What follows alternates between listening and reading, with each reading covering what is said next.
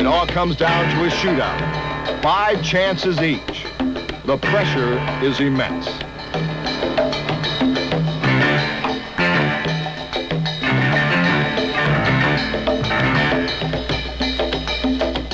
Chico Hamilton beats Jack Brand on Minnesota's first attempt for a 1-0 lead. Bogey tries to retaliate, but Kicks goalkeeper Tino Lettieri makes the save.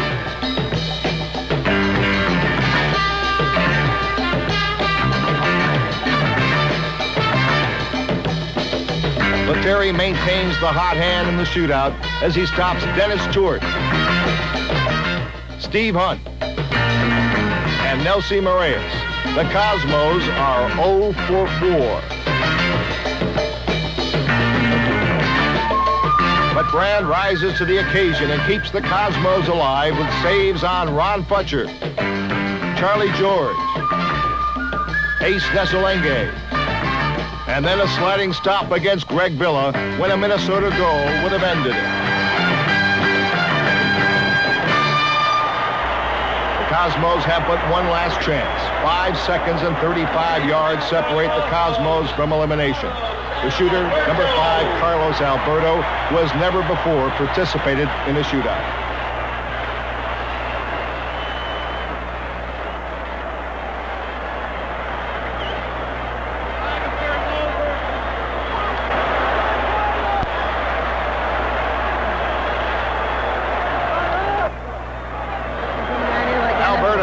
If he makes it, the Cosmos stay alive. If he misses, the season's over. Lettieri out. Shot! Go! Carlos Alberto has tied it. The Cosmos stay alive.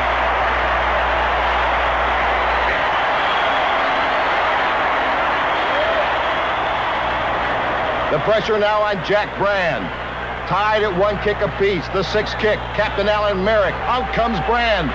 Merrick shot. Save! A brilliant save by Jack Brand. And now the Cosmos have a chance to win it. Franz Beckenbauer. Now it's up to Franz, a man that knows pressure. He knows World Cup pressure, European Cup pressure. Now he could win it for the Cosmos. Beckenbauer. Lettieri out. Franz. Fake. Shot. Goal! The Cosmos have won it. An incredible comeback. The Cosmos advance to Portland. The Cosmos still alive on a Beckenbauer goal in a tremendous shootout. Welcome to Good Seats Still Available, a curious little podcast devoted to exploring what used to be in professional sports. Here's your host, Tim Hanlon. All right. Let's get going, shall we? Hi there, friends. Tim Hanlon here, reporting for duty. It's Good Seats Still Available, the curious little podcast that is devoted to all kinds of aspects of what used to be in professional sports. Thank you for finding us. We appreciate it. And we bounce back to the world's beautiful game, that of soccer, and a guest that we've been after for, almost as long as we've been doing this podcast, if you can believe it, and if he can believe it. Pablo Maurer is here. He is one of the must-read soccer writers out there in the United States, bar none. Writes for The Athletic, which is now owned by the New York Times, which in itself is an absolute must-have in one's media subscription pile, because The Athletic is doing everything that your local sports pages back in the day used to do, and that is comprehensive agate-style, detailed coverings of various sports and teams and leagues and that kind of stuff. And Pablo, if you don't know him, you follow him on Twitter. He's at MLSist. MLSIST. He's a great follow, number one. Number two, his angle for covering pro soccer in the United States. Yeah, there's a hefty bunch of MLS. He covers a fair bit of it on an ongoing basis. A lot of DC United stuff because he lives in DC proper, and I don't know if that's by happenstance or by desire. But the more you get into following Pablo's stuff, you'll recognize that he is a much older soul than he's going to sort of let on. Certainly he's much younger than I am. But he's also somebody who's just gold-plated for a show like this.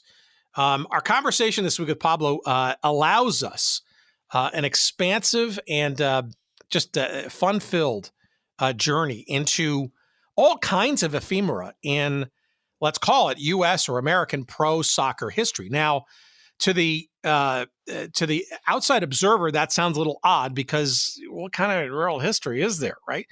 I think if you listen to the show for any period of time, you'll recognize that for sure there is plenty of it, and it goes way back further than most people even realize.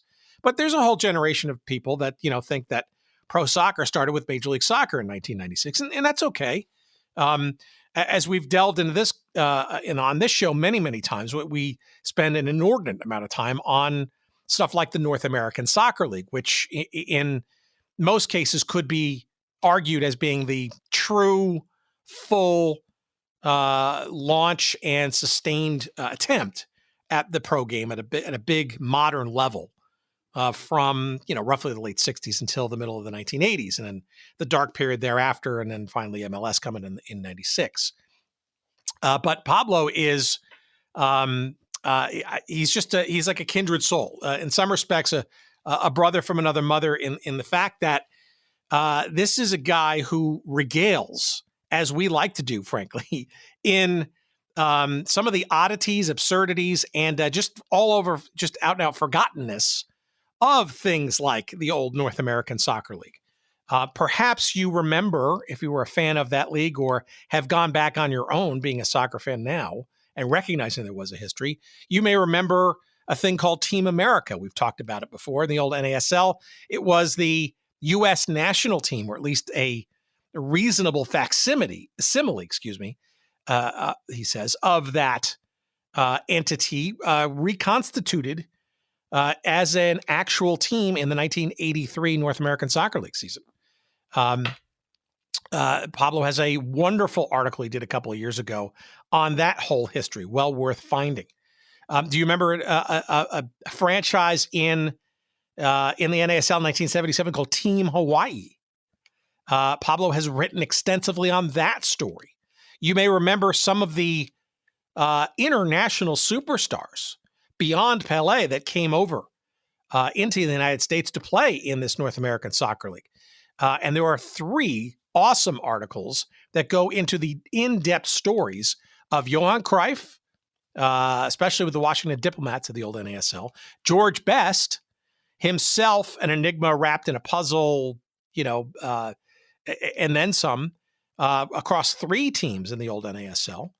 And Gerd Müeller, who played for the Fort Lauderdale Strikers after a gargantuan journey as a professional of the highest order in the German Bundesliga. Pablo has written stories extensively on that, but we get into much, much more. Also, some of the forgotten stories of Major League Soccer. Yeah, I mean, it's 27 years old and counting. And yeah, there's already stuff that's already been forgotten from that, if you can believe it. How about Chivas USA? Remember them? Were they an extension of Chivas here in the United States? Were they truly that? Were they something different? Yes, no, and sort of, and not. And we get into that, and there's an excellent article there. We'll have all the links to these great stories that Pablo has done for The Athletic. But we also get into that clip that you just heard there, an ode to and a remembrance of, fondly, you will hear in our chat, of the old 35-yard line shootout of the old North American Soccer League, which you may remember in the early years of MLS was also employed there too to break ties right after the end of regulation play.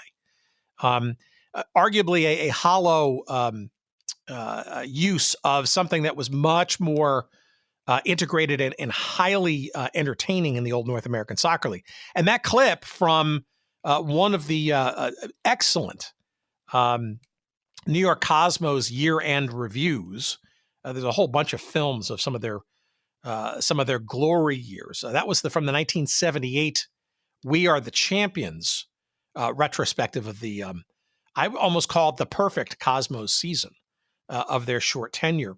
And that the description and the partially sort of documentary / recreation of a key game in the playoff run of the Cosmos that year, winning the championship, was perhaps from one of the most memorable playoff games in North American Soccer League history. It came on August 16th, 1978, just 2 days after the Cosmos had been kicked in the nuts by the Minnesota Kicks in the first of a 3-game, really two-game plus mini-game series in the playoffs.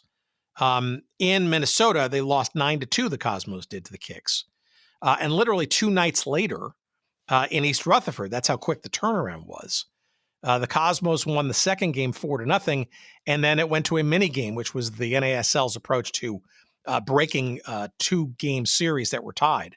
Literally a separate game, only 30 minutes in length, sudden death at that. And if those that sudden death game didn't yield a game-winning goal, it went to this concoction known as a shootout. Now, this was also something present in a number of the NASL league games during the regular season, not just in the playoffs. Obviously, heightened drama then. But what is it? We'll get into a little bit of the description if you're not familiar with it. You'll hear our arguments as to why it maybe should come back in either the international game or at least domestically in the U.S. But it's basically a better, more even-chanced version of a penalty kick shootout. And instead of the being a spot kick from, 18 yards out, one-on-one with the goalie not really able to kind of move except for, side by side on the goal line. And the shooter having to continuously kick through the ball. It's pretty staid by comparison to this much more dynamic 35-yard line oriented shootout thing, which the NASL had for many years. And it essentially put the ball that far away from the goal. And it was literally a 5-second adventure for the player with the ball to dribble, kick, move, maneuver, the goalie largely oftentimes to come out and try to narrow the angle and literally see what happens. It's almost kind of like a penalty shootout you'll see in the NHL these days, which is at the halfway line, I think, of the rink. It's much more of a challenge. It's certainly a hell of a lot more exciting. And it's the odds are certainly much more even than sort of a spot kick, penalty kick thing. So if you're not familiar with the 35-yard line in the NASL, look it up. If you're not familiar with the shootout, look that up. There's lots of great videos that'll show you great examples of it. But that's one of the areas that we talk about. Long forgotten, but not in our hearts. Pablo Maurer and mine, as we reminisce about some of the fun and forgotten things like the North American Soccer League and even Major League Soccer. Yeah, we talk about some of the original too cool nicknames of MLS, like the Wiz, the Burn, the Clash. And we get into all kinds of stuff. You may remember in between the NASL and Major League Soccer, the USISL, the various minor leagues of soccer that existed before MLS started, and the crazy rule changes. We get into that too. And if you stick around, you'll even learn something really cool about something that most people don't even remember, called Soccer with a K, Soccer Slam.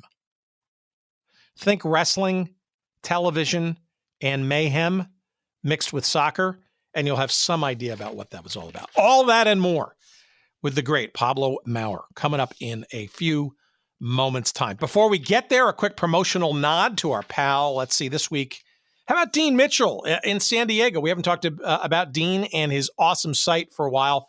It's sportshistorycollectibles.com. Memorabilia of all the leagues that thrived, failed, and shaped the North American sports landscape of today. And boy, this is a perfect episode to highlight sportshistorycollectibles.com for sure. All the sports that you can imagine and all the various teams and leagues that may have come and gone, and all the wonderful, high quality, well lit, beautifully photographed memorabilia from such can be found for you there at sportshistorycollectibles.com. Name the sport, name the events. Chances are very high that you will find more than one great item or two or seven to tickle your fancy and hopefully part with some bucks from your wallet to grab and enjoy and hold on to the memories. And the soccer section is a great example for sure. We're going to be talking about Chivas USA in a couple of minutes.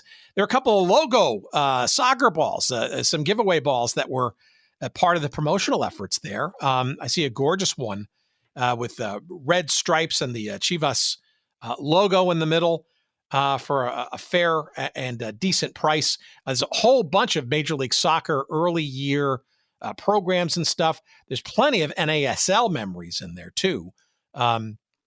Just about from every team and from every sort of iteration, whether they be media guides or programs or pocket schedules.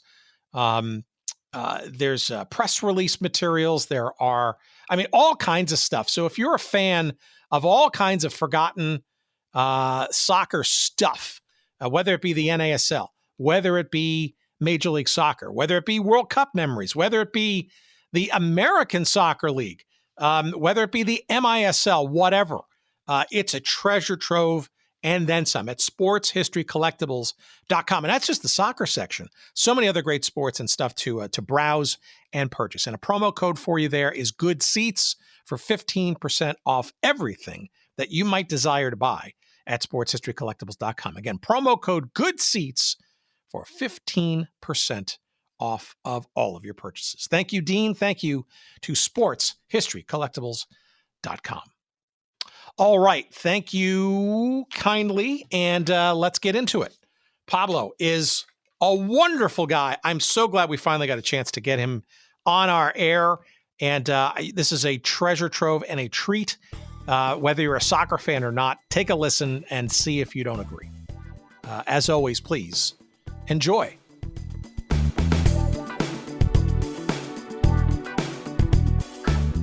For those who have don't know your stuff, why don't you give our audience a background, especially our quote unquote non-soccer types, as to what the day job is, how long you've been at the Athletic, which is, frankly, God's gift to the sports fan in this day and age, and kind of maybe how you got into this game in the first place, journalism generally, but I guess this fairly solid and defined soccer beat the way you define it in the first place. Yeah. I've been full-time at the Athletic, for 3 years now. I freelanced for them for a little while prior to that. As far as how I got into doing it, I spent almost 20 years working on cars for a living. And at some point during that career, I just started freelancing about soccer. I've never studied writing. Thankfully, my parents are both writers, college professors, so I think maybe I inherited some of that from them. And, I'd be lying if I didn't say that my dad probably edited some of my earlier work, but I don't know, it's just one of those things. I gained some sort of a following on Twitter. And then, here we are years later. I managed to sort of make the transition to doing it full time. I do still work on cars from time to time. It's not, I think if you do any skilled trade for like 20 years, it's not something you really quit, kind of gets in your blood, And then as far as like my very strange beat, which I guess I would describe as, soccer history, but maybe more focused on some of the weirder aspects of the American game or things that have been forgotten. I always like to say that that maybe my pieces are, many of them don't seem like they would be stories until you read them. That came about just because it's the stuff that I'm interested in, man. I write, I write best when I'm invested and excited about the subject matter. And something about the stupidities of American soccer over the past 40 or 50 years really kind of gets my juices going. So yeah, that's probably the 2-minute version of my career trajectory. Well, you've saved 4 years or 2 years or a year of graduate journalism school by crystallizing what journalists should know, right? And write what you know, and what sort of intrigues you and you're passionate about. So, okay, then the natural question then is, why and how soccer versus something else to get you to jump from, the world of cars and fixing and all that kind of stuff to writing? Yeah, I mean, my family's from Spain. My mother is from Spain. She moved here, about a year before I was born in 1980. My father might as well be Spanish. He spent his whole life studying, the Spanish poet Garcia Lorca, and writing up. The government of Spain made him an honorary Spanish citizen a few years ago for his cultural work. So, much of my childhood was spent in Spain. Probably every summer for 15 years, and I lived there in, I think, 92 and 93. I lived there and studied there. So, soccer is just sort of in my blood. I remember living in Spain in 92 and 93 and watching, Tab Ramos at Real Betis, for example. And then just thinking to myself, God, there's soccer just doesn't, it barely even exists in the United States. It's crazy. So, when I came back, it sort of coincided with the 94 World Cup, and it's been kind of, the rest is sort of history after that. But, I don't know. I've done a bunch of writing that's non-sports, mostly focused on history. I had a photo series for many years on abandoned places. I would accompany them with an essay about the history of the places I was taking a photo of. So I definitely do have other writing interests, but when it comes to sports, it seems to be focused on soccer, which, by the way, I think is a shame. And I think I should branch out a little bit because, I think about something like minor league baseball or any other sort of sport. The stuff that you cover in your podcast is a good example. I mean, these stories exist everywhere. What I would say about soccer is that it's just like none of them have really been written. Nobody's bothered to write the really dumb stories. Baseball is like, it feels like every story's been told almost. So yeah, I mean that's why soccer, I guess. Well, I look, and that's I love that, right? That's the whole reason why I've been chasing you for 3 years. But so how to then just tell us how does it become kind of a paying gig, so to speak, right? Because you can be a real fan, a fanboy and have a decent skills in terms of writing and communicating and all that stuff. But it doesn't mean you're going to how do you get picked up for a couple of freelance articles, and then how does the full-time thing come about? I mean, you obviously live in, I think you live in the DC area or roughly nearby, right? I live in DC proper. Yeah, okay, proper. So was United your kind of your immediate adjunct, or how do you stumble into sort of getting paid for this passion of yours, newfound? Yeah, I mean, I started out covering DC United for DCist, which is a really popular local site here in DC. Just a friend of mine asked me if I wanted to do it, and it seemed like, an excuse to get better access to games, basically. So I started doing it. I think as far as going full time goes, I mean, I started writing these history pieces, on a freelance basis. I did one on Team America for MLSsoccer.com. I remember maybe like 6-7 years ago, and did it. It was 3,000 words and like a month of work, and I got paid $200. So I suffered through enough of that. But so why not sign up for more?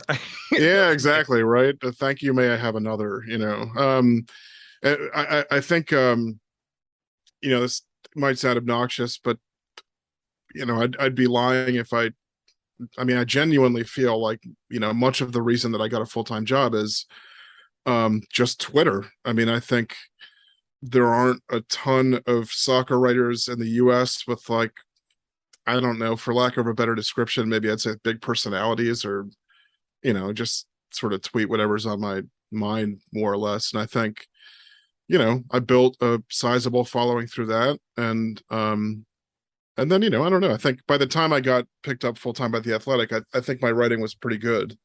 I'm not like high on my own supply, but I think, I think I just kind of deserved it at that point. But, honestly, man, I have no idea sometimes. I still sometimes will be at my desk writing about, I'm working on a story right now that's been taken a couple weeks. And I frequently just think to myself, how am I getting paid for this? So I don't really know, honestly. I think that's what's qualified as a quote unquote dream job. Now, dream job obviously tends to be, paying the bills and yeah, career. But if it's the, the hackneyed, if you love what you do, and that's not a bad thing, because for every, there are dozens of people for every person that says, I love what I do, that, strive for and never get to that sort of zone of Zen. Sure. Yeah, no, I agree. I mean, I would say a lot of my following I earned on breaking news and doing actual kind of, soccer journalism. Sorry, I have the hiccups. So there was a lot of hard work when it comes to that too. But I don't know. Maybe I also took advantage of the fact that I think, some of the writers in this field have just been too lazy to write the types of stories that I do. I mean, I think about that water fountain story in particular, and I think to myself, that photo of Landon Donovan was like joked about for so many years. I mean, like every day on the internet, in stadiums, X, Y, and Z. And like, how did nobody think to just write that story? So maybe my brain is defective in some way to where those things like seem like they're worth writing about. Well, no, that article is iconic, I think it also is representative, right? Because in some respects, you're kind of you're doing the hot take thing, and you're actually doing journalism the way it's kind of sort of evolves today, which is more social and hot takes and that kind of stuff, and then that begets, shall we say, more classic delivery versus the other way around, which is sort of the, traditional writing and reporting and that kind of stuff. And then maybe, if you've got a few extra minutes, you kind of hang out on social and so you kind of, you're indicative of I think the new dynamic and generation of how quote unquote journalism gets done. But that story, right? It's the gift that keeps on giving, because for a number of different reasons. One, obviously, was highlighting, some of the players, the best players that the U.S. had at the time. But it also kind of turns it on its head, not unlike other more, shall we say, established sports in this country. Photo shoots and all that stuff, right? Yeah, I would say there was a comment on that piece that said something like, I don't pay for an athletic subscription to read like a sociology piece. And it just made me so happy, like deeply happy. I was like mission accomplished, because I didn't want this to be a sports piece at all. It just like, I wanted it maybe to make people a little uncomfortable or make them think about, why people laugh at those photos or the implications of them, the ramifications that those photographs had on the careers of multiple people, so yeah, I don't know. I could put that piece on my tombstone. I think I was pretty thrilled with it. But that piece also is also kind of implicitly kind of a wink and a nod to perhaps at the time and maybe less so now, a latent scaled number of people who don't need the explainer anymore, right? Don't need the apologist and or excuse or the lamentable, woe is soccer in this country. It's kind of like, we've been there, done that, and gone through so much. Let's just get into the stuff. And maybe we've arrived to a point where we can, I don't know, kind of mainstream cover this stuff, silliness and all. And in some respects, it almost speaks to how the game has kind of grown, at least in the United States. Yeah, I don't disagree. I think, I do think, maybe 10 years ago, the idea of even writing about the history of MLS would have been quasi laughable, but I think there's been enough mileage on that league, and there's been enough distance from, for example, the NASL to where, those things are historically relevant now. I always make this comparison when it comes to, let's take the NASL. I think, which has been written about plenty, obviously, but I do think there's still so many stories that have been told. And I think that people don't tell them because that league, as far as the time period it occurred in, it's too recent to be considered like, actual, capital H history, right? But it's like too old to feel relevant still. And it sort of gets caught in this the middle distance where people don't even think about it, right? It reminds me a lot of different styles of architecture when you look at brutalism, or even more, like modern architecture from the 80s and 90s, of buildings just get torn down because nobody bothers to think of what historical relevance they might have. They're not old enough, right? They're also too new to be, they're too new to be relevant and too old to be functional anymore. So it's like, I feel like a lot of the history of the game in this country in the 60s, 70s, 80s, 90s is caught in this middle distance where it's just people don't think to write about it, or study it. And to be clear, there's tons of people doing a ton of great work. You look at the Society for American Soccer History, for example. There's people really efforting to document things, but when it comes to the NASL, sorry to prattle on about this, but guys are dying. I talked about that Team America piece. I'm actually writing another Team America thing, which will run in a week or two. I just went sort of way deeper with it this time. And between my first round of reporting and this round of reporting, the owner of the team, Robert Lifton, passed away. Thankfully, I already talked to him. And two of the players passed away. Chico Borja and Pedro de Brito, right? So it's like, and three of them, Mark Peterson also. So it just, these things are worth writing about and digging into, I guess is. So I totally agree. A couple of things to unpack there, and then we'll sort of get into some of the twists and turns of the stories that you've done, because I just think they're all just, they're brilliant in many different ways. You're also young enough, right, where the NASL wasn't on, it wasn't part of your growing up, right? This was a league that was largely done by the time you were, conscious, shall we say.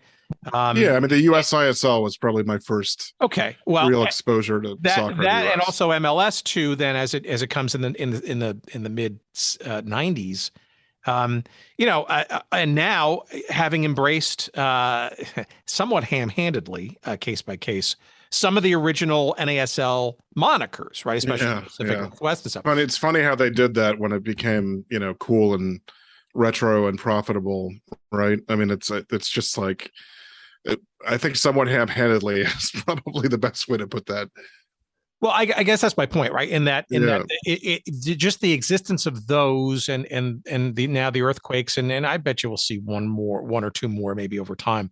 It does bring up kind of a curiosity, right? And there's a whole generation of fans of this league now, 26, 27 years old now, that don't, that may have a passing understanding or reference, or maybe read the paragraph in the on the website of the history and stuff, but it does kind of gnaw, right? A lot of it is still a void, frankly. And I'm not saying it has to be remembered, but it does. There are some persistent existences and traditions and things, even they've been rehabbed, that were there before Major League Soccer ever started. Because there's a whole generation of people who think that MLS was the beginning of time when it comes to American soccer. Yeah, I mean, it cracks me up because there are even things about MLS. It's like when you see, I would say the league, one thing the league has like embraced in the past 2 years, and they probably just finally did it because they realized that it's fun, is, you see them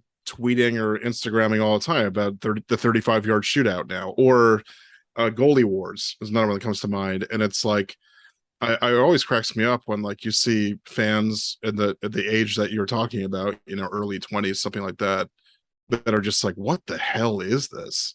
I mean, they like, there are people who don't even know that existed in Major League Soccer, let alone the NASL where it started. So yeah, I mean, what you're saying about MLS is absolutely true. I mean, the average soccer consumer in the United States, soccer started with Major League Soccer. I mean, men's soccer at least started with that. Nobody really has bothered to poke around prior to that for the most part. Well, that's why we're here to talk to you. So let's start poking around, and let's go back to Team America. We had Rick Davis on one of our, our first 20 episodes, I think. And that's great. Yeah. He stung me with a quote that I used actually at the top of that show, and I highly recommend our listeners to seek it out, especially if they have a vague memory of young Ricky Davis running the artificial turf there at Giant Stadium for the Cosmos at the time. A sort of an American phenom, right? More an exception rather than the rule back in that day. But he specifically, I asked him about Team America, and he went deep and hard and very emotional, actually. Yep. About how it ruptured his friendship, I think still to this day. Yeah, with Jeff Durgan. Yep. Another Cosmos guy. So maybe that's a table set for what was the deal with this Team America thing? And for those who don't know, and maybe a little bit of substance. Yeah, I mean, the idea, so a few things were happening. A, the NASL was collapsing, right? It's 1983. They're about a year away from folding completely the league. B, the 86 World Cup, which had initially been given to Colombia, was sort of up for grabs because Colombia, for financial reasons, pulled out. So the NASL sees this opportunity to maybe win the 86 World Cup, bring it to the United States. And they realize that, to do that, they're going to need to develop the US national team quickly. They're going to need to demonstrate to FIFA that they're sort of taking this seriously. So they come up with this idea that nowadays sounds absolutely bizarre. But if you talk to anybody who was on the team or surrounding it, people thought it was brilliant at the time, which is to assemble essentially the U.S. national team and enter them into the NASL as a club, right? Which would be called Team America. They were backed by Robert Lifton, who I mentioned earlier, who's just a DC area businessman. They had a ton of sponsorship money from Budweiser, Winston Cigarettes, Adidas. It did seem on the surface like a really good idea, but what to explain to your listeners what Tim was just talking about, Ricky Davis, essentially what happened is, before the team even started, there were these huge issues. There were issues with players in the Cosmos not wanting to come, players on the Seattle Sounders not wanting to come. There's a whole dust up with the Major Indoor Soccer League, MISL, where they didn't want to release their players because the NASL had a competing indoor league and didn't want to pay their salaries, all this other stuff. So what you ended up with was this sort of hodgepodge of American players, and some of them weren't even American citizens. Or I think 2 or 3 players on the team that were on a green card, for example. The team was just incredibly poorly assembled, coached by Alkis Panagoulias, who is former coach of the Greek national team and coach of the New York Greek Americans, who also, if you talk to players in the team, not the most tactically adept coach. So, it was pretty predictable how it went. I think they surprised some teams at the beginning of the year, but, eventually they finished in last place. And Ricky Davis, I completely agree with you, because when I interviewed him in whatever it was 2017 for this piece, he got emotional, honestly, about the stuff with Durgan. Jeff Durgan, again, for your listeners, if they don't know, was a young American center back at the Cosmos playing alongside Carlos Alberto, just like an absolute unit of a defender. A scary, scary player, honestly, in some cases. He decided to join Team America. Ricky Davis, who, like you said, was sort of a young phenom, Kyle Rote Jr. type, stayed, and, it caused a lot of issues. It caused even issues on the field. They absolutely crushed Ricky Davis when they played the Cosmos, so yeah, there's a lot to unpack there.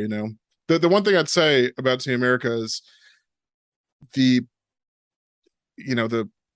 principle of it seems so bizarre that you would enter your national team in a league to keep players together and keep them, build chemistry. But this has existed in European leagues for years.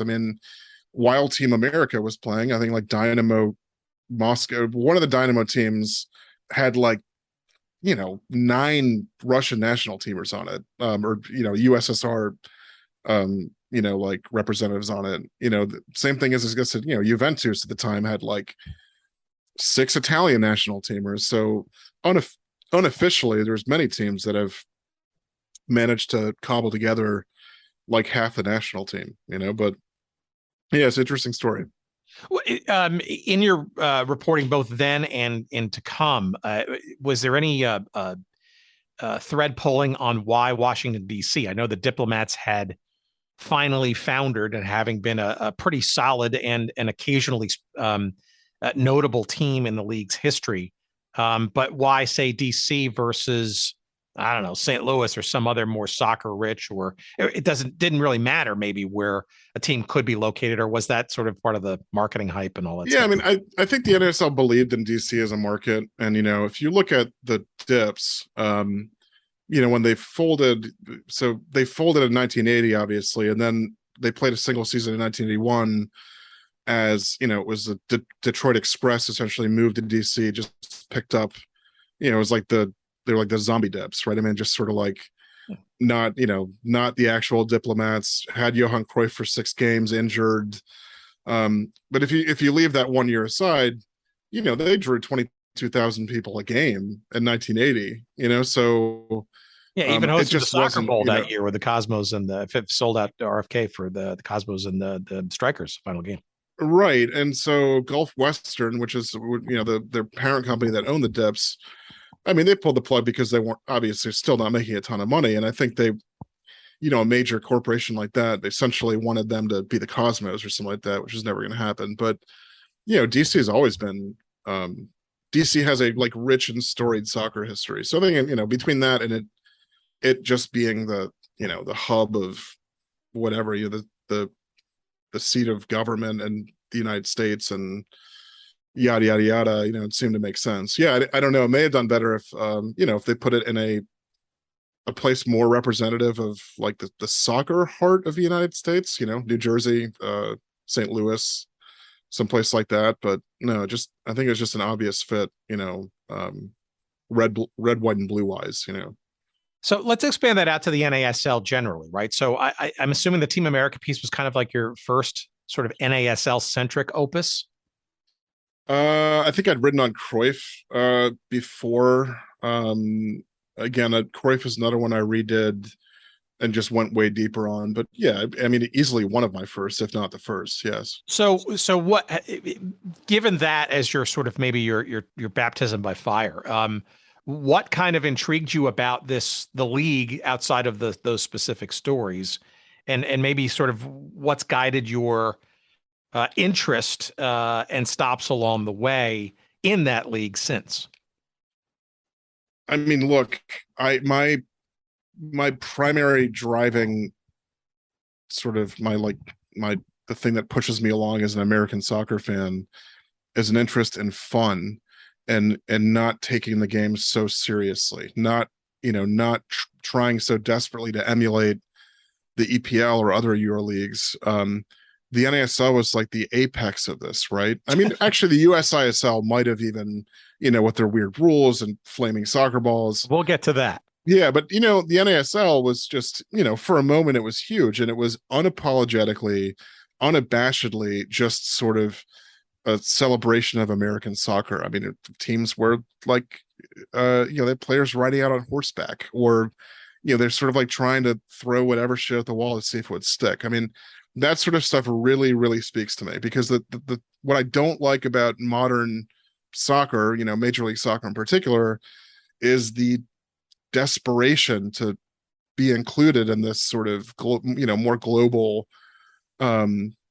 soccer community, or to just be taken, be viewed as being alongside these Euro leagues, and many of which are just sort of staid and uninteresting, right? So yeah, the NASL is it's like a gold mine. It's like never ending series of stories, and also just to be real, I mean, if you talk to players from that era, I mean, it's just a completely different life for them as athletes. It's like drugs, sex, alcohol, I mean, anything that might interest you as a writer or a human being, it was just a totally different environment. Well, know, yeah, so and for a bunch of them, it was also a summer vacation because they were still playing in their home leagues, yeah, in the quote unquote off or on seasons.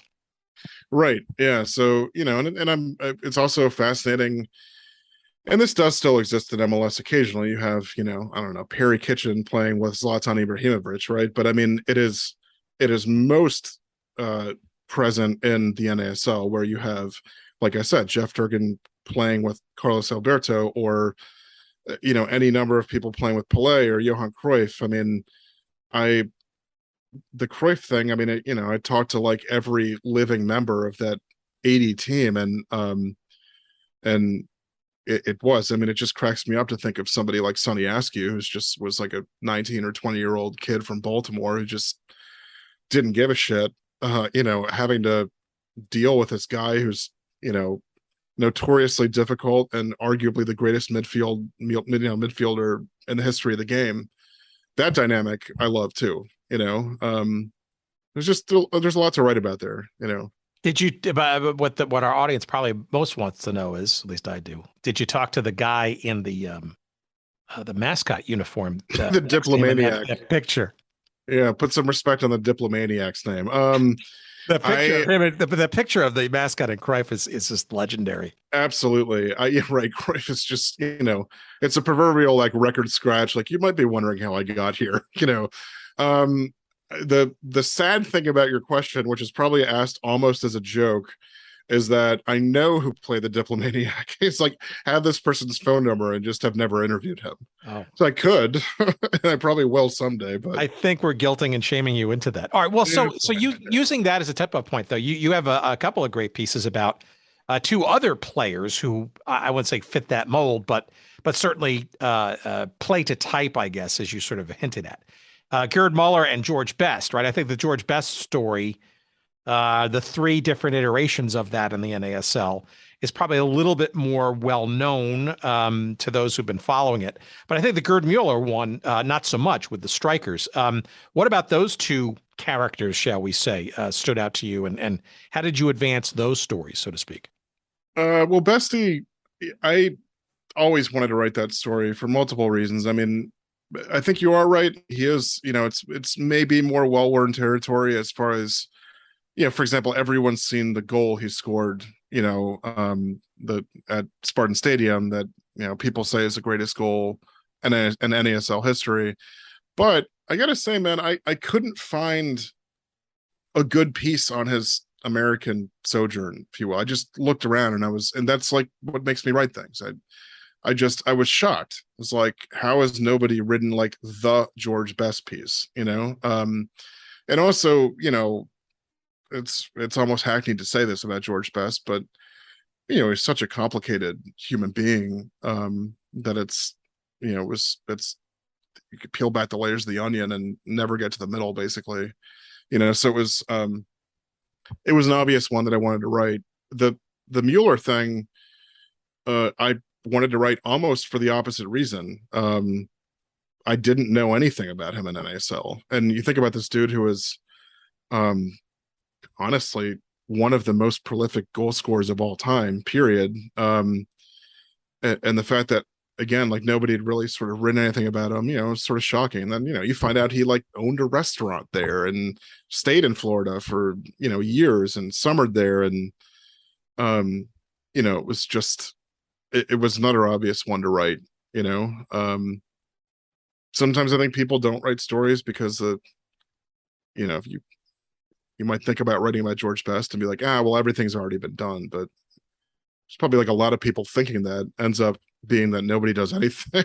So, well, no, it's also interesting too. I mean, you look at some of these, the biographies of some of these legendary players from abroad. And it's always interesting is that it always seems to fall it falls into sort of the same old sort of logic of there's maybe a chapter or a couple of paragraphs given to the lost US NASL years. And there's you and I both know that there was so much more to that. And frankly, for a lot of American soccer fans at that time, that was all we knew about these players. And the other part was the stuff we're learning about. So yeah, no, I think there's plenty of players, maybe just on the Cosmos alone, right, where there's so much to sort of add in to their quote unquote American parts of their careers, and knowing that they were, quite something before and maybe even after their sojourn in the NASL.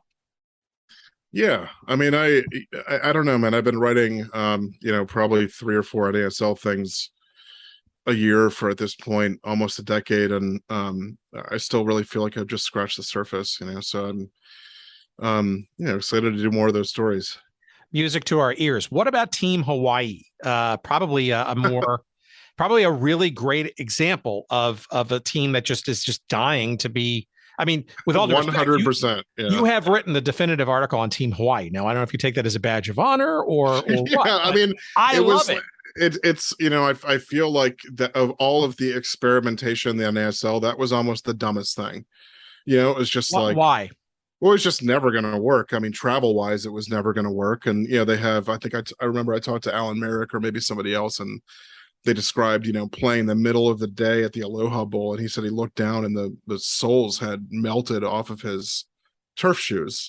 So it's just like, and realistically, I talk a little bit about this in the piece. There is like a soccer history in Hawaii, but it's not like storied and long. Nobody was asking for this, is what I was saying. And it's also a classic example of the Pelé effect, because Pelé had come with Santos, I want to say, in 76 to play a game at the Aloha Bowl, and or 75, something like that, and there were 35,000 people there because it's friggin' Pelé, and that just was enough to convince a few local business people, and also Ward Lay, the potato chip magnate, to start a franchise.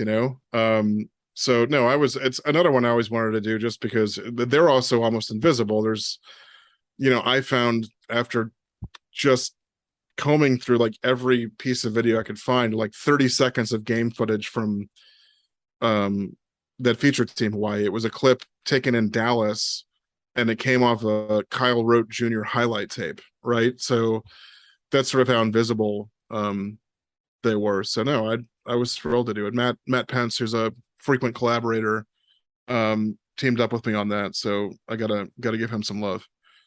Well, I what other teams? I mean, there's got to be a ton. I mean, I think of other ones that are kind of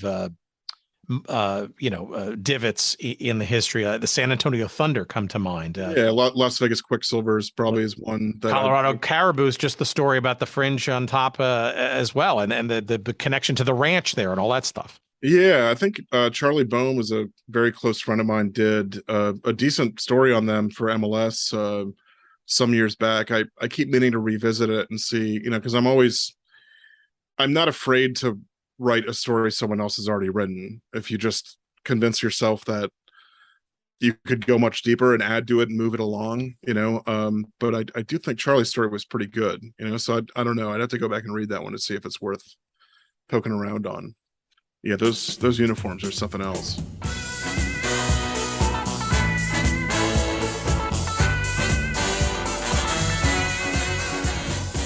All right, what's this?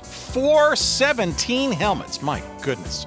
Well, you've heard me talk about 417helmets.com, collectible helmets and more on this very show fairly often. Our pal Judd Lesher down in southwest Missouri, I think in the Springfield, Missouri area, if I'm not mistaken. What is it? 417helmets.com. Well, first, if you dig all of our great football stories and episodes of the past, and you'd like to commemorate some of them in mini helmet form, really cool, sort of literal, high quality, professionally, made materials, but in a mini format that you could put on your desk or put on your in your bookshelf or whatever it is, and just about every league that's ever existed, save from the NFL. We're talking XFL, old versions of the WFL. Remember the World Football League? How about various teams, both current and past, in the Canadian Football League? But also NCAA teams of yore and NAIA college football teams of yore. All of them and many, many, many more available for you at 417helmets.com. But that's not it. That's not it, friends. There's plenty more to be had. How about mini baseball helmets? Yeah, a whole bunch in the Negro Leagues, and yes, officially licensed by the Negro League Hall of Fame. You can get a bunch, and they're making more all the time. And by the way, custom helmets can be made too, both of the baseball and the football variety. You got your business, maybe a promotional thing you want to do for your company, perhaps your organization, you want to raise some funds, all that kind of stuff. Great custom approaches to both mini football and mini baseball helmets can be made at your command for you to enjoy and to sell or resell or give away. All of that and more. That's the more part at 417helmets.com. It's collectible helmets and more. And we've got a promo code for you, too, for whatever you purchase. All of them, all of your purchases, 10% off all of those when you use the promo code GOODSEATS. Again, promo code GOODSEATS for 10% off all of your purchases at 417helmets.com. Thanks, Judd, and thank you all for listening and trying them out. And now back to our conversation.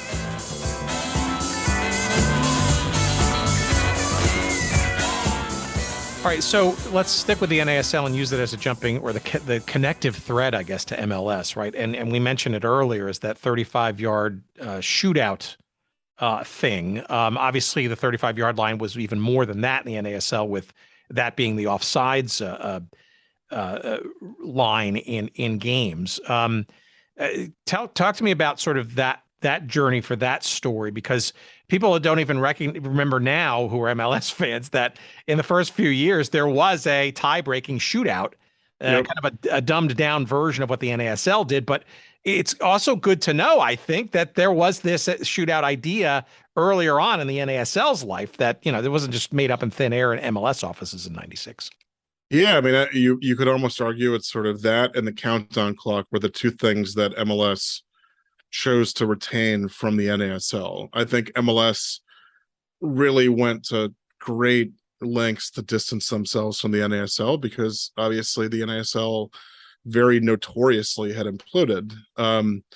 But the question that sort of guided, I mean, this is the honest to God truth, the question that guided like 90% of soccer decisions in the United States for a century was two questions. One, how do we Americanize this thing? And two, how do we make it more high scoring? There's always this sort of idea that American consumers, fans can't handle draws, can't handle 1-0, 2-0 games. So I think the shootout in the NASL grew from that, and I think MLS retained it because of that. Again, this is another example of a subject I wanted to do because I just never really seen anything written definitively about it. I thought to myself, like, okay, like, let's go all the way back to the NASL. Like, how did they start it? So I talked to, I can't remember his name, but he was the director of competition or maybe even the commissioner for a while at the NASL who told me all about that. And then, sort of, I was like, who were the best 35-yard penalty takers? Who are the best keepers? Why did it go away? Who was involved? So just sort of snowballed from there. No, and to me, it was also, it's still, it's a hell of a lot better, I think, than sort of the penalty shot, right? It is unquestionable. So this is something I'm very passionate about. Okay. It is unquestionably more entertaining, period, full stop. Right.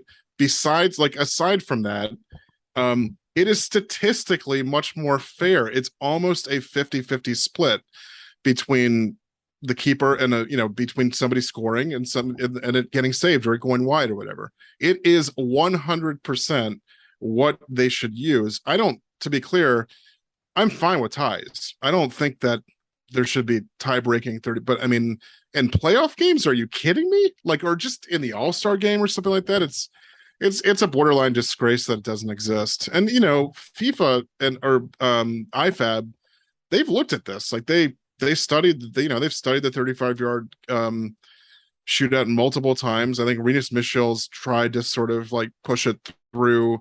Marco Van Basten was another one who was sort of really all for it. I don't know. I don't think it's out of the realm of possibility that it happens someday, because PKs are too random and they're kind of boring. And they also don't simulate anything that happens in a game. 35-yard shootout, you could at least make the argument that it simulates a breakaway, right? Like, so to me, it's just like, it's such a no-brainer, man. It's like they should bring it back, period. MLS should lead the way in doing it. Or maybe USL, or a lower league could sort of trial it, but it really grinds my gears at this point. I agree. I think also the NASL, there were some other, I think, rule changes. I think it's debatable. We talked to Paul Gardner about this, one of our first episodes. And I think we could debate the 35-yard line being the place where, offside sort of occurs. That could be a little compressed and sort of that really kind of gets really into the gears of the game and maybe not for the better. But the idea of like a scoring system, right? I don't know how much you've sort of explored that. But the idea of rewarding teams not only for a win or a tie, but also encouraging them up to 3 goals to score goals. Yep. Yeah. That doesn't tinker with the game, right? That just incentivizes people not to run to the corner flag for the last 10 minutes with a 1. Yeah. And let's be realistic about this too. Like any idea that originates in the United States when it comes to soccer is like DOA abroad, right? But the bottom line is, and nobody will ever, it's funny, The Athletic, we just did this huge piece in the back pass rule. One of our UK writers did it. It was great. Fantastic piece. I was furious because that rule originated in the NASL, right? So did a lot of other things, numbers on jerseys that don't match position, numbers on sleeves, I think, and there's a bunch of other stuff. I mean, like the score ticker, like not the ticker, what is it, Cryon, whatever, like the score being in the upper left corner at all times. Yeah, that happened in the 90s. Scorebox, yeah. That was a 94 World Cup thing. That did not exist before then, typically. I mean, all these things, whether they're on the field or, involving the production of the game, are all ideas that originated in America. But the back pass rule, it's hysterical to me because people are like, oh, that happened, after the 90 World Cup because it was so boring. And then, the English Soccer instituted it. And I'm like, Jesus, man, this happened like 10 years earlier, like it's ridiculous. But that's what I love about your take on this, because it's is it important? Okay, in the grand scheme of life, okay. I do think it's important in this realm. It is, because number one, let's give credit to where credit is due for the innovators, right? I mean, you remember this league was through fits and starts, right, trying to bring a seemingly and arguably decidedly foreign sport to this country, even though it had been here for 100 plus years.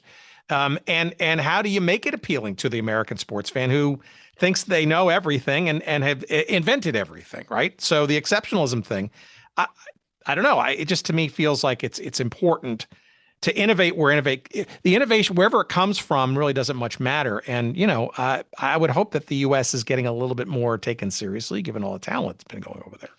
Yeah, I mean, I think they are, but I think in large part that's happened because they've fallen in line, as far as the team names, the way the games are presented, that sort of stuff. And, so look, man, it's good and bad. Obviously it's like good that MLS is thriving. It's good that, I may have only been 4 when the NASL folded, but like, let's be realistic. Anybody who was born in 1980, I mean, they've probably seen half a dozen major, like sizable soccer leagues in this country collapse. So it's great that MLS is so healthy and that it, I can watch a game and not wonder if this whole thing is going to implode next year. But, I don't know, man. I just sort of like, you joked about it, at the top of the show. You said, oh, you don't want to watch the 6 MLS games tonight. And I was like, there are MLS games tonight? So that probably shows my current level of interest to an extent, Well, tell me, let's really delve into the obscure, or for those who, really are diehard soccer fans, you'll know this, but most don't, right? And I think it was interesting. You said that the first real sort of pro soccer that you kind of dug into as you were growing up was the USISL. You have an amazing piece that I honestly learned a ton from.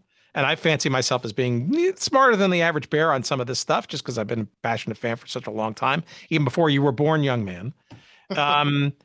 about this rule change thing in the mid 90s, which, as we all know, was a very odd and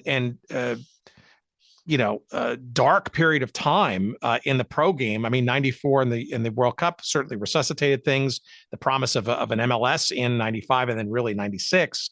But these rule changes were, tell us about that story and why, because you're kind of playing with fire. You just got the kindling back going to get the soccer game on the pro level back with all these major events. And now we're twiddling with the knobs of rules in minor leagues. So, I mean, tell us. I think I'm going to make a guest recommendation for you. And if you've already had him on, great. Francisco Marcos, who is, was an employee for the Tampa Bay Rowdies in the 70s and then essentially just guided the USISL for like 15 years. And is also just like a fantastic interview. He was in charge of a lot of this. Basically, MLS, they had approached FIFA about doing some things differently, wider goals, kick-ins. I want to say one was a 60-minute clock that paused, when the ball went out of bounds, basically. So it was designed to just eliminate all the dead, the 30 minutes where it's, time is wasted or the clock is stopped or whatever. Trying to think of other ones. Short corner kicks. So, for example, if you play the ball over the end line in the penalty area, your corner kick would be from where the penalty box meets the end line, if that makes any sense, much closer to the near post. So, FIFA wasn't thrilled about this, but MLS went ahead and basically partnered with the USISL and said, let's try all this stuff out. And like, shockingly, they did. And God, man, the craziest one is a stampede kick, which I still can't believe actually ever happened. And it's right up there with the original XFL games. Yeah, right. Exactly. And I explain what that was, the stampede kick. Yeah, basically what would happen is, think about it in hockey, where if you're taken down a breakaway, you get this sort of skate-in penalty kick, skate-in, a penalty shot. And it's similar to that 35-yard shootout vibe. This is different in that the ball gets placed on 35, so if you get taken down, if it's a denial of a clear goal scoring opportunity, you're breaking on goal, it's a red card like it is today, but also you get what's called stampede kick, which is the ball would be placed on the 35-yard line and every single other member of the team would line up at half field. And, the whistle blows, you step forward, you touch the ball, you start starting on goal for your attempt. And you have whatever it is, 20 people chasing you, 10 of them on the other team.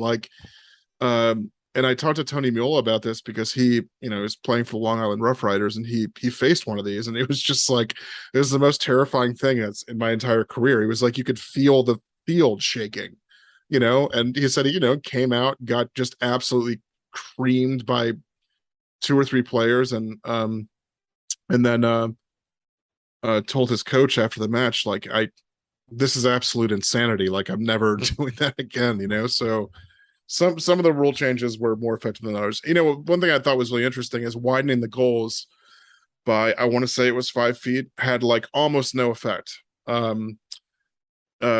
Kick-ins were, I think, the one that was most successful as far as generating scoring chances. And kick-ins actually were also, FIFA used them in a Youth World Cup.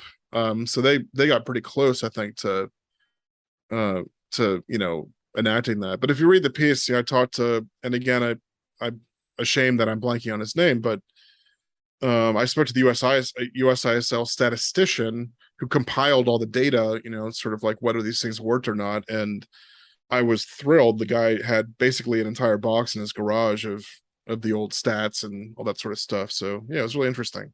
Do you know if there's any video of any of those stampede kicks? This is like my wildest fantasy is to find a stampede kick video, which is like, this is the saddest thing I've said on a podcast in history. But like, I've combed through like every USISL game and clip I can find on YouTube from the time period where they were doing these. I can't find one. I know it happened because of Tony Miola and because of Michael Lewis also, who who remembers seeing them in person. But who knows? Maybe someday somebody will mail me a unmarked padded mailer with an unmarked VHS cassette in it. It'll be a Stampede kick. I am one of those people who believe it's just there. It's just sitting in some corner somewhere. For sure.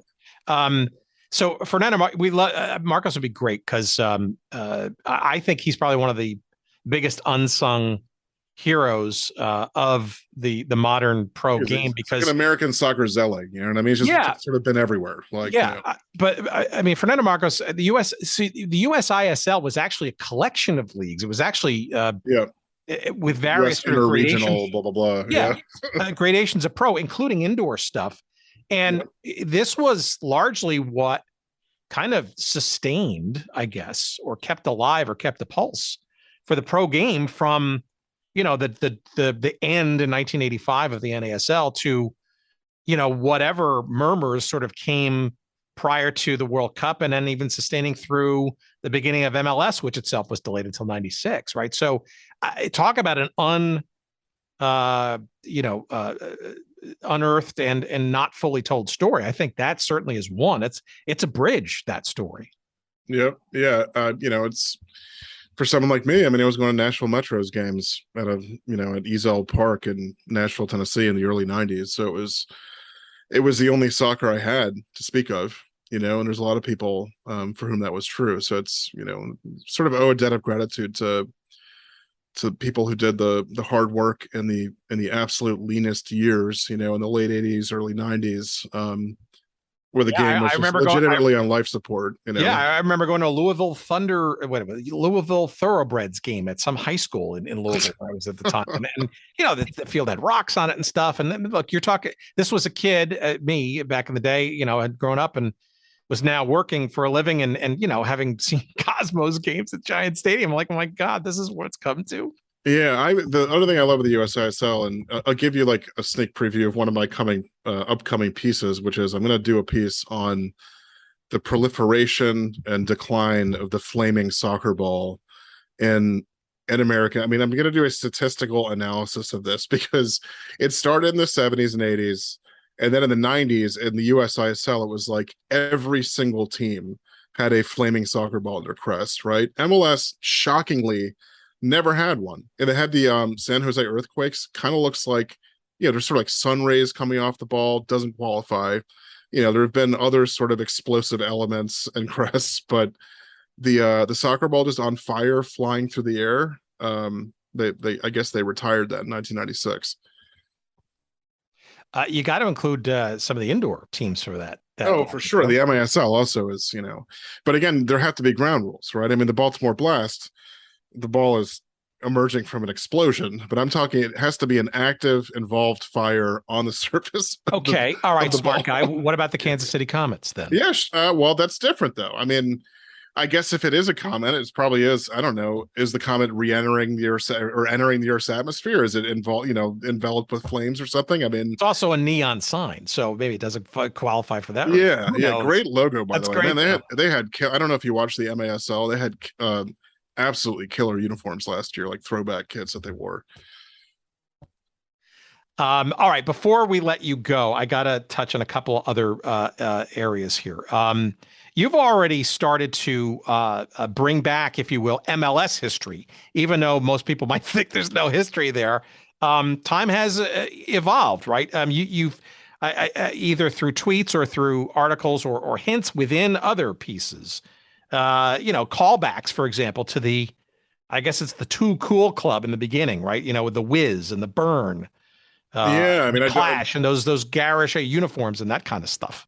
I mean, I think the biggest example of that is, I did and it has to be the dumbest thing I've ever done. Now this podcast may be that, but I'll give you that.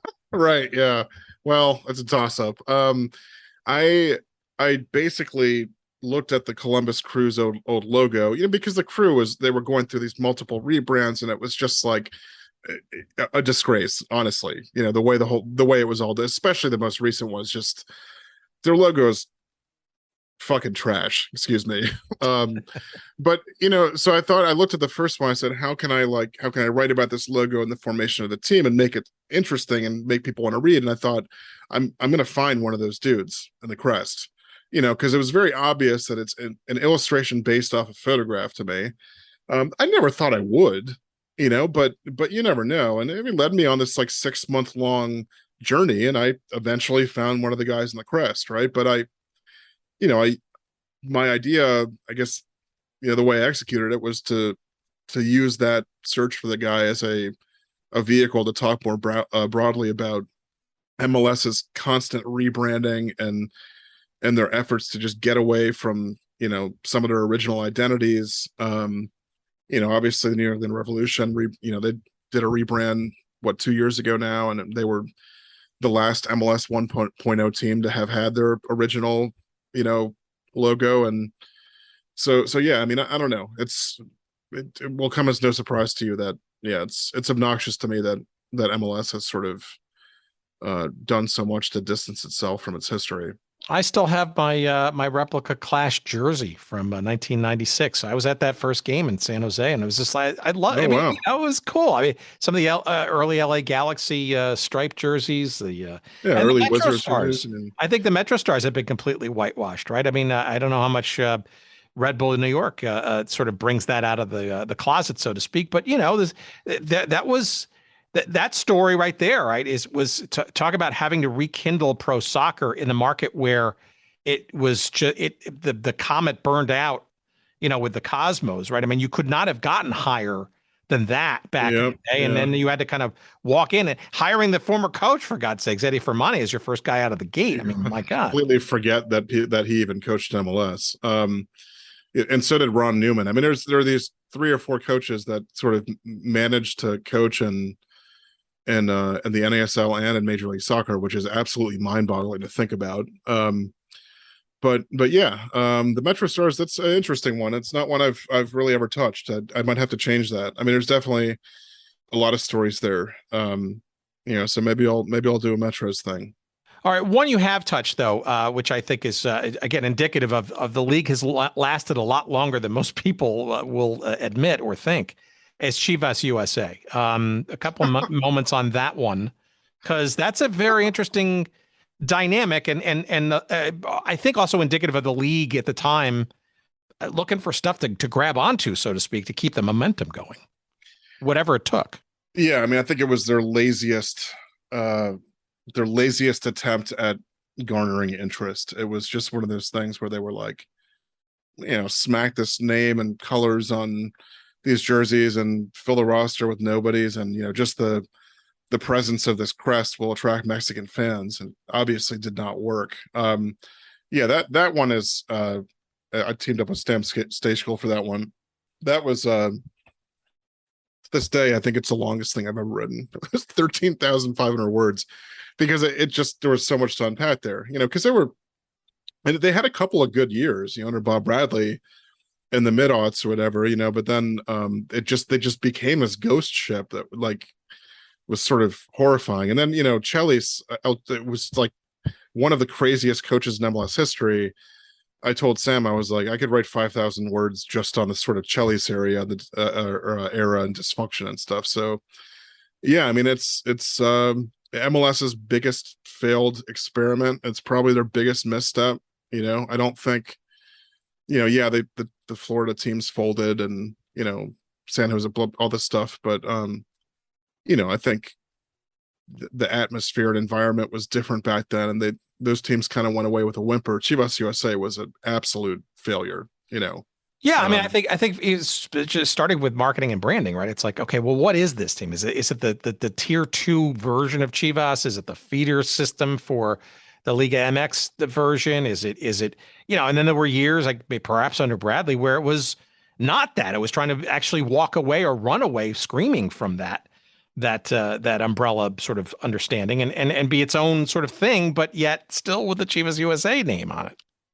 Yeah. I mean, I don't know. It just, when I think of Chivas USA, mostly what I think of is just the empty stadiums at the end, the sort of crowds of 2,000 or 3,000 people. And it's funny what you said about how they could be a feeder team. I mean, if they had embraced what I think some people there wanted to do, which was essentially make them a club that would just identify young Mexican American talent in the United States, dual nationals, guys that could end up playing for Chivas de Guadalajara, it probably would have worked, but I think it just became a sort of unholy bastardization of, just wasn't any concept, at the end. And also I think it's interesting, like, if you're going to bring a brand to the US, so it's like, obviously the biggest brands in Mexico soccer wise are Club America and Chivas, right? But the thing is, if you identify a team as being affiliated with one of those two clubs,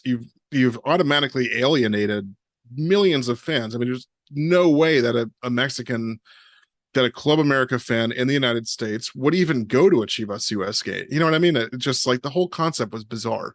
So I don't know. Yeah, and it's and oddly maybe a bit of a ahead of its time, given where the embrace of MLS and Liga MX now, to the point of I think in some circles people think there's going to be an outright merger in a decade or two. Yeah,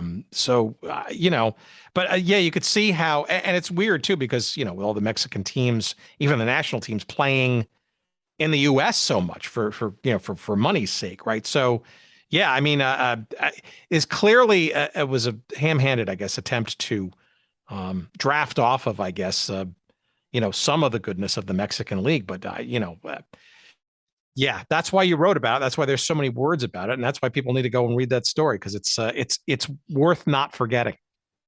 Yeah, for sure. I'm gonna keep doing it unless somebody keeps paying me to do it.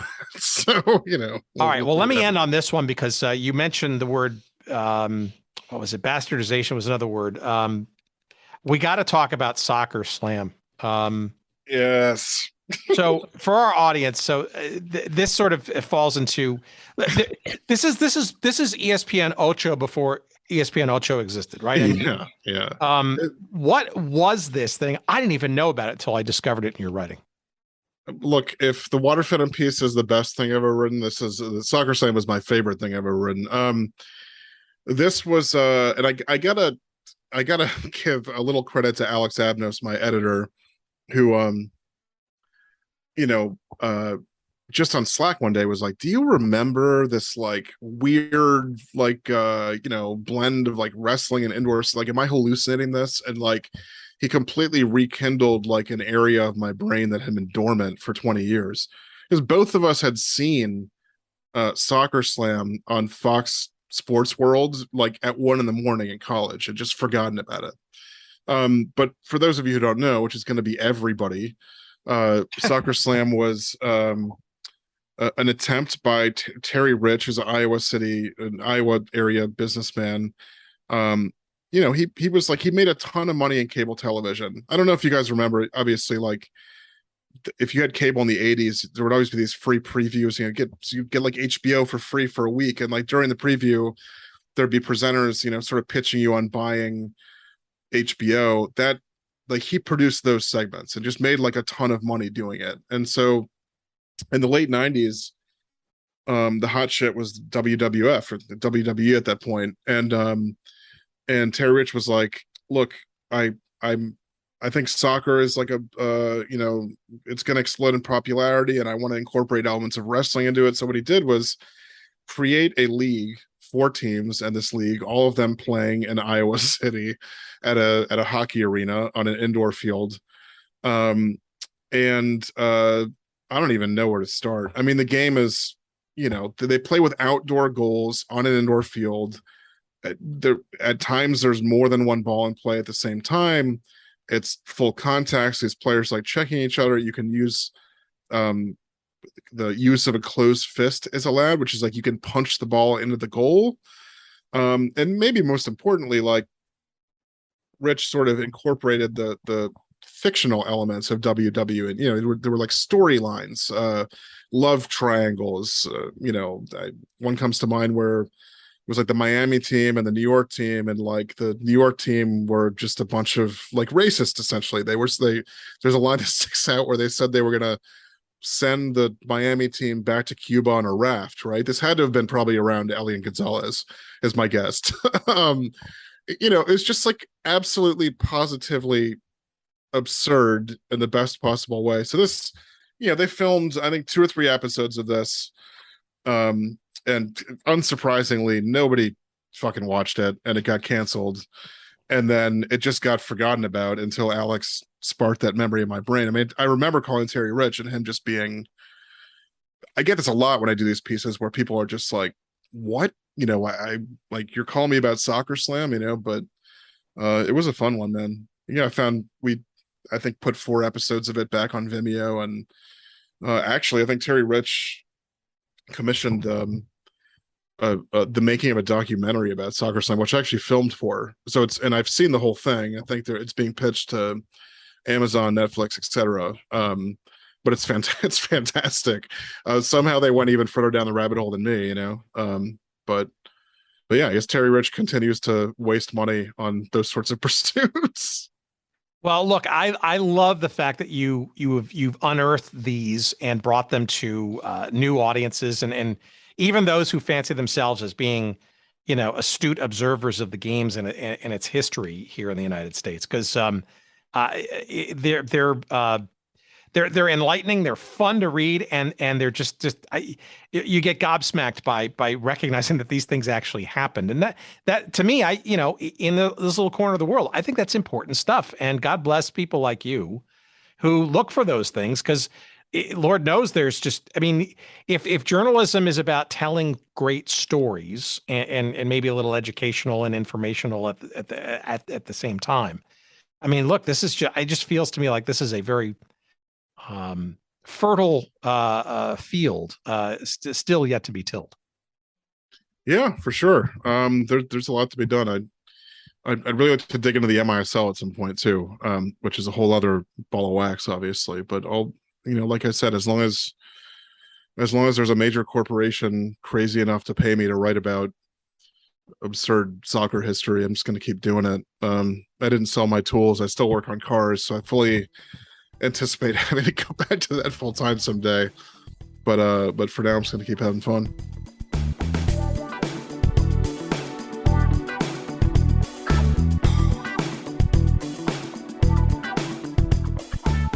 Well, if you fancy yourself as a North American Soccer League completist or an MLS historian, quote unquote, even though it's only 27 years old, or don't even remember some of the alphabet soup of leagues before, during, and after those, like the USISL, etc., you are welcome. I am just ecstatic to have had Pablo here after a couple of years of trying to chase him down. And there is loads more to be found and discovered by us, but frankly, probably earlier, I guess, because this is his beat that he's carved out for himself. Pablo Maurer is not only worth a follow, but worth a subscription. Let's tell you how to best do those things. Number 1 is to follow him on Twitter. That's at MLSist. I will spell it out for you. That's MLSIST. At MLSist. It's a follow and a half, and lots of hot takes, lots of observations of today's Major League Soccer, callbacks to the old NASL and the like, and interesting through lines oftentimes, sometimes unwittingly. You could do worse than to add him to your follow and feeds, but you could do better, frankly, by coughing up a couple of shekels for a monthly or yearly subscription to The Athletic. The New York Times has purchased them, and for good reason, because it is probably the most comprehensive and well-staffed sports section in this country today. Yes, it started online and it is still online, and it's going very strong, thank you. Just go to theathletic.com and get yourself a subscription. I'm sorry we don't have any promo for you there, but keep an eye out. They do some promotions during the course of the year and stuff. And if nothing else, to subscribe solely for the soccer rumblings and observations of our guest this week, Pablo Maurer. You can also just buy de facto a byproduct. You're getting a whole bunch of other sports stuff too, but this is worth a subscription alone, if you ask me. So we appreciate that, and you following him. I'm sure he will too. And we appreciate you listening to our various shows. You can find all of our past and future episodes on our website at goodseatsstillavailable.com. Just tool around. There's a search bar there that'll literally take you to whatever league or team or sport. If you think maybe we might have covered it, you'll be able to find it there. And you can stream it there. You can share it with your friends, whatever. But of course, why would you do all that work when you can just simply subscribe or follow us on your favorite podcast app? Because that's the best way to get, literally, the second our shows get put onto the RSS feeds, you'll get it. And you can download it then and do whatever you want then, right? So why? But in case you miss it, somehow you forgot, or you want to turn on people to the show and have them sample it, the website, of course, goodseatsstillavailable.com. Great place to start. Our social media stuff can be found as we tell you now. It's Facebook. You can find us at Good Seats Still Available. You'll find us on that Instagram-y thing at Good Seats Still Available. And of course on the Twitter at Good Seats Still. It's probably our most active place. And fun photography and little snippets and observations will be found for you there to accompany your weekly journey into our audio extravaganza that we do for you each and every week. You can send us email at hello@goodseatsstillavailable.com. And yes, you will find a link on our website to our little weekly email newsletter. That last couple of weeks, couple of hiccups, but we will get back up and running in short order. Our thanks, of course, to the great Dr. Jerry Payne. Jerry Payne Audio Excellence, once again, doing his job this week. Thank you, kind sir. And we appreciate you all listening and all those cards and letters coming in. Keep them coming. Until next week, God willing, we will see you. Take care.